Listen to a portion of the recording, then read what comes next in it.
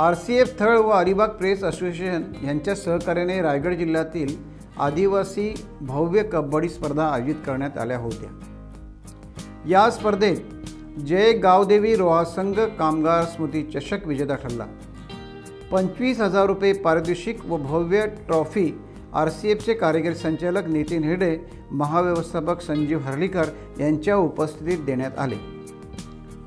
प्रथम क्रमांक गावदेवी संघ, द्वितीय क्रमांक गौलावाडी संघ पेण, तृतीय संघ जय हनुमान वाघोडे आणि चौथा क्रमांक जो जय हनुमान संघ मोरंडे या संघाला मिळाला।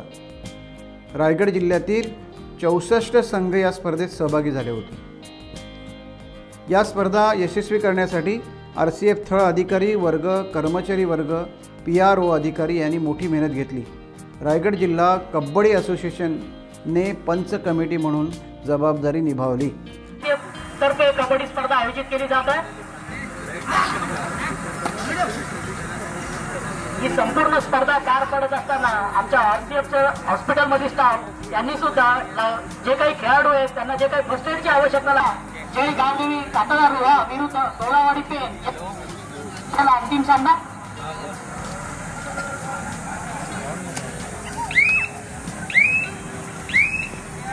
खरं तर कबड्डी हा थोडा आक्रमकतेचा खेळ जरी असला तरी याच्यामध्ये संयमालाही तितकंच महत्व आहे आणि आक्रमकता आणि संयम यांचं जे गणित किंवा समतोल या संघाने साधला तर निश्चितच यशस्वी होतो, यात काही दुरावा नाहीये। संघापासून या आर्थिक सामन्यापर्यंत घेतलेली आहे आणि त्यामुळे तुला बळ आहे की हे इतक्या सहजासहजी कोणाला जिंकून देणार नाही आणि इतक्या सहजासहजी हाना।